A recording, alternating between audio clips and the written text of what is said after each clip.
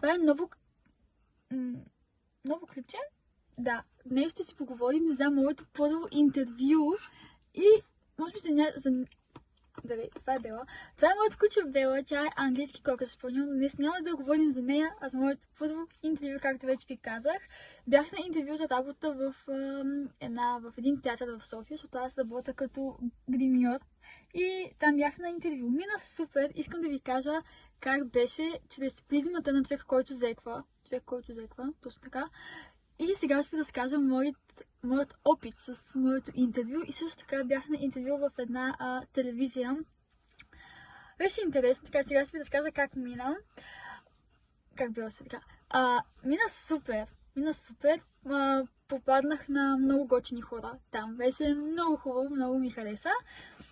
Но впечатлението си го имаше. И много се притесних от това, много се плашех. Добре, аз ако зекна и ако се изложа един вид, но всъщност това да зекнеш пред хора не е излагащо или нещо такова, даже много хора смятат за чари, за нещо сладко и хубаво. Така че може би това ми помогна. Тогава не си го мислех, но го знаех, но да. Какво беше? Отидох на интервюто, дамата беше много добра и много любезна. Много се притеснявах дали ще ме приемат хората като зеквам. Мина супер, не зеквах. Може би малко, но не си личеше, понеже вече горе-долу знам как да го владея. Горе-долу. Се знам вече как да го владея. И мина добре. Даже ме наеха. Толкова е хубаво мина, че ме приеха на работа там. И мина добре. Съвети, които бих дала за интервю за работа, бих дала след като ви кажа и тази история, която също, ще ви разкажа. Тя е за второто ми интервю, което беше в телевизията. То беше много странно, понеже сега ще ви разкажа самата история как попаднах в телевизията. Значи, бях на снимки за песента на Fire и ми звъни една жена. И ми казва така и така. Аз знаех, че тя ще ми звъне, понеже една много близка моя приятелка от телевизията, която се познавам и я уважавам и я почитам, и жена, която е много, много по-високо от мен в грим сферата, която много, много харесвам. Ми каза, преси, ще ти звъне тази жена, защото иска да говори с теб. Викам, окей, добре. Как смисъл тя знае за мен, може би ще се питате. Понеже работих в БНТ, преди замествах тази гримьорка, която ви казах, че много харесвам. И я замествах и тази гримьорка ме препоръчала на тази жена, която ми звъни. От друга телевизия, няма да казвам коя е, но да. И аз знаех, че тя ще ми се обади. И сме там, тя ми се обажда и ми казва така, преси, много искам да се запозная с теб, така и така. И след няколко дена бях там при нея в телевизията. И хора, такова нещо, такъв срам. Аз се изпотих над 5 пъти. Беше такова. Беше много зле.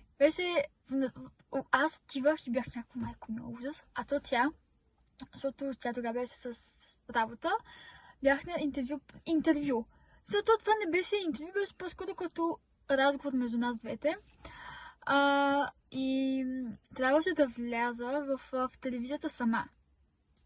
Аз тогава от представление, аз не знаех как се казва и беше страх някой да не ме пита, ти коя си, защото тук влизаш, без някой да те е питал или нещо такова. И бях някакво, окей.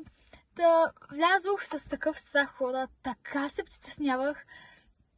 Влязох и се запознах с нея, тя се оказа толкова сладка жена, ще да кажа пичума жена, толкова е сладичка, миличка и много готина. И се запознах с нея. Тя също се оказа, че е много готина, както вече казах 100 пъти. И Белка. И мина добре. Говорихме си за това как искам да уча, какво да правя, как искам да се развивам. И осъзнах нещо. Просто беше супер, това, което мога да кажа, беше супер. Пак не зеквах, защото знаех горе-долу и знам как да си владея зекването до някакви степени. но ми беше много... И най-якото е, че така се случваше, че двете дами, ме запознаваха с хора, мисъл, от работата, като бяхме в гримьорната и влизаха още хора и тя ме запознава с тях. Мисъл, тя им казва, че това е Треси и така и така. Аз нямах нужда да си казвам името, защото мен лично ме е много срам от това нещо, сега ще ви кажа. А именно много ме е срам. Много ме е срам. Даже ще ви кажа една смешна история. Просто искам този разговор да е между две приятелки, които са в колата си и си говорят. Просто си говорят за някакви много яки теми с куче. Та, ще ви кажа тая история малко по-късно нататък в клипа, защото е много смешно, много си хилите. Те са две истории по-точно, но както и да е. Много ме е страх да си казвам името пред хора, защото ми се е случвало да се опитам да си кажа името от зекне, но просто това не мога. Просто за само така и не мога да го казвам. Просто не мога. Нещо става тук. Не може. Не може, наистина. Не може да си каже името. Много е странно. Сено някой ти хваща устата и просто ти хваща езика и ти го върти. Не, много е странно. Но това беше много страх там да не стане, но не стана. За което слава на Бог. Много се радвам, защото беше, ако беше станал, ще да ми е много кринч. Тази мацка, това е жена. Тя е на високо ниво жена. И тази дама, жена, ме хареса също и ходих да я замествам. И после ми звъннаха от телевизията и ме поканиха да работя там. Съветите, които бих дала, ако зеквате, са следните. На интервю за работа, ако сте жени, да ходите с гланцове или с нещо балсамче, защото така аз съм го разбрала от моя опит, че никак си не знам, това е много странно, обаче ако заекваш и ако имаш балсамче на устните или глас, нещо мазно просто, някак си говорът ти става добър, защото не може устните ти да се... много странно, но е наистина така. Не могат да се запънат, така да кажа, от сухота. Не знам, просто много странно, но е така. Наистина е така. И аз бях с много гланц. Хода направо бях майко мила. Много гланц. И това е моят свет. В смисъл, слагай си басън, защото това пречи да ви се спитат. Не знам, това е много странно, но просто помага. Също нещо, което бих казала, е на интервю за работа като цяло и да зекваш и да не зекваш, да си истинен. Да си истински. И да говориш истината, понеже ми се наложи в театъра. Дамата ме пита това дали го можеш, аз казах не, аз това не го мога. Не искам да казвам нещо, че го мога и просто да не го мога. Това е тъпо. Аз съм го правила. Нали? Не в интервюто, но съм го правила и не е окей. Защото после се вижда, че ти това нещо не го можеш и нали, става после кофти. Моят съвет към вас е на интервю за работа да бъдете истински и да казвате истината, каквато си е. Защото, да. Другия съвет е да бъдете спокойни. Това колко тъпо звучи, може би да бъде спокоен интервю за работа. Звучи малумно, може би. Но е наистина така, защото ако не си спокоен, да... Сега се че аз не бях спокойна. Какъв съвет? Добре, може би съвет, който бих дала е да мислите позитивно и нещо голямо хора, нещо огромно. Бих ви дала съвет, който ще ви спести години мъка, години утане майко на чакате, хората се минаха добре, години мъка, които аз прилагам в живота си в момента. Много повече се усмихвайте и говорете много малко. И като говорите, се опитайте да е малко, кратко, но ясно. Да е ясно. Аз мога това и това и това. До там няма нужда от излишни неща да казвате. Просто малко, кратко, сбито, но много ясно и категорично. И истината. Опа, лампа включа. Мале, какво не стана? Защо не искам? Добре, както и да е. Това бих дала като съвети до момента, може би. Да се сещам. И хората много харесват усмихнати хора. Така че, бъдете усмихнати. Също това мога да кажа до момента. За зекване, даже, не знам, това си го мислех, ако кажете, че вие зеквате след вашият работодател, кажете, хей, виж, аз зеквам, така и така, да знаеш, няма смисъл, защото той това го вижда, така че няма никакъв смисъл. Или пък не може и да има смисъл, не знам, аз не съм го правила, така че не бих казала от опит, така че не знам. Но това съм си го мислила, не е ли окей да кажеш, че зеква, за да може хората да бъдат наясно с това, но те го виждат, така че не знам дали това да се казва, но да. Нека, това са съветите, които бих ви дала. Да, искам да включа, само да видя как мога. Аз не съм шофьор, да кажа, все още не съм шофьор, но седнала съм на пасажирското място, нещо защото аз тук стоя, пуснах лампата, обаче, добре, както и да се правя, свети тук, добре. Ще ви кажа две смешни неща, които направих, може би около година, може би. Как зекването ме е спряло да се запознавам с хора. Добре, това беше странно. Бях навън, нали, и една мацка идва да се запознава с мен. Те ще кажат 3 неща, по-точно да, 3. И едното е, че матката искаше да се запознае с мен и аз тогава си извадих телефона и се направих, че някой ми се обажда и се завъртях на другата страна, което е толкова тъпо. Толкова тъпо нещо. Наистина ужасно. Това е ужасно. Защото бяхме много хора на куп и много хора на куп, ако зекваш, страшно си е. И затова го направих, но вече не го правя, за което се радвам. Радвам се. Това е много кринч, е много гадно. Следващото нещо е още по-гадно. Не, последното е много по-гадно, така че да. Една мацка идва към мен.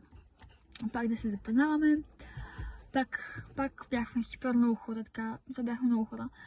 И това да е ясно, бяхме много хора. И идва към мен. И какво беше? Аз си казах нещо от сорта... аз си казах нещо от сорта на... не мога сега! И си заминах. Окей? Това не е окей, нали? Това не е добре. Да, не е добре. Следващото е по-фрапантно, защото се запознавам с едно момче. Те ми аз преди да се запознаем, ние си говорим, аз му казвам, защото той пее много хубаво. И му казвам, пееш, нали, много хубаво, така и така. Той вика, нали, така, супер, нали? Аз съм Спас. Обказах му името, нищо. Той няма се съди. Вика, аз съм Спас. Аз хванах му ръката. Чакайте ми човек.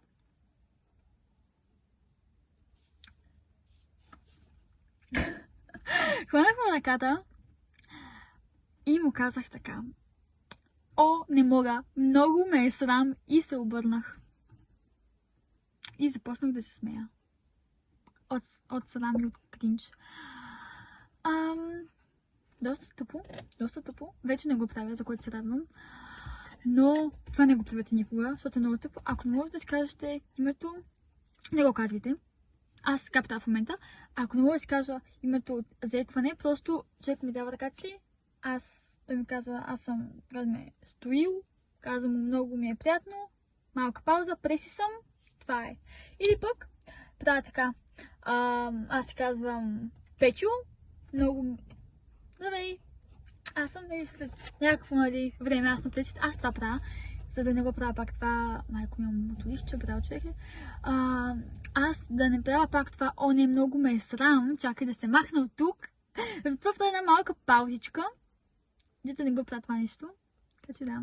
Ако можете от моя опит да си вземете нещо, ще е страхотно, за да не правите такива грешки като мен. Така че да. Добре.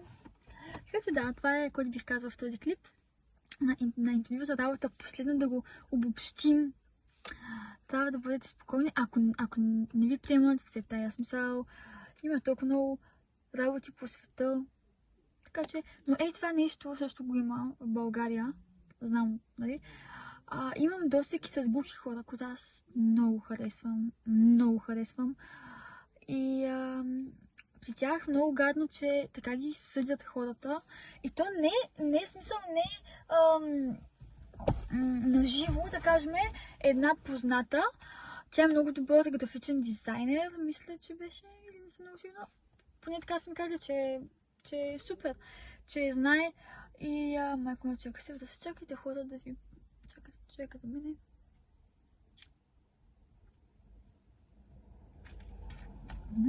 Къде отиде? Добре, няма го. И ходила на много интервюта за работа и навсякъде казват окей, и от никъде не се обаждат.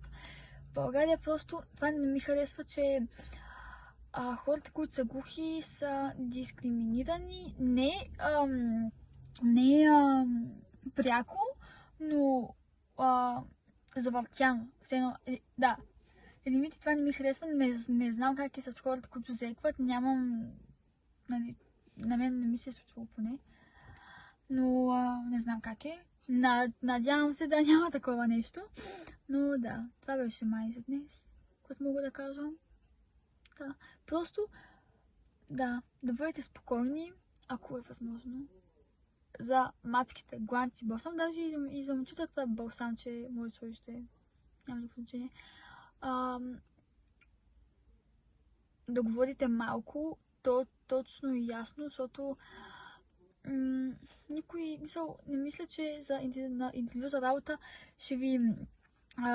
много е тъмно хора, какво мислите? Какво мислите за тази ситуация? Не мога ли да на интервю за работа не мисля, че работодателя много ще му хареса това, неговия служител да говори излишно и да се оплита в всякакви неща, иска да кажа, така че по-скоро говорете малко, точно и ясно, само истината и се усмихвайте много. Това са съвети, които аз спазих и ме приеха на работа. И в момента се опитвам да съм такъв човек, да говоря малко, да се усмихвам повече. Така че и ми се получава, защото аз преди много говорех, тъпони глупости. А сега вече не е така. Вече имаме прогрес. Надявам се този клип да ви е харесал. Малко кратичък ми, не кратичък, защото аз няма да го обработвам, просто така ще го оставя, ще го пусна в YouTube и да става каквото ще. Ако зеквате, моля ви се, пишете ми, последвайте ме, за да има повече контент и такива готини видеа, като това, колко беше чило и хубаво. Много исках да го усетите, като все едно сте в колата с мен и си говорим. Може би ще има и още такива неща, ако ще взема книжката. Аз съм на Passenger мястото. Нали така се казва? Passenger Princess, нали така казват хората. Да, така че ако си взема кола и книжка, ще имаме такива влогчета. Така че да. Много се надявам този клип да ви е харесал. И ако имате приятел, който зеква или някакъв такъв познат, можете да му изпратите моя канал и да станем комюнити от такива хора. Много се радвам. Имам много идеи за видеа, които ще осъществя скоро. Вярвам и се надявам. Да. И се моля за тези неща, защото трябва просто няма как. Така че да. Надявам се този клип да ви е харесал, да пети път го казвам. И искам много да чуя вашите преживявания на интервю за работа, какви са били, защото ще ми е интересно. Така че, лека вечер от мен. Бела, дойди към лека вечер. Ела, Белка. Ела, ти кака. Хайде. Лека вечер от нас с Бела. И се надявам този клип за 6-ти път да ви е харесал. И чао!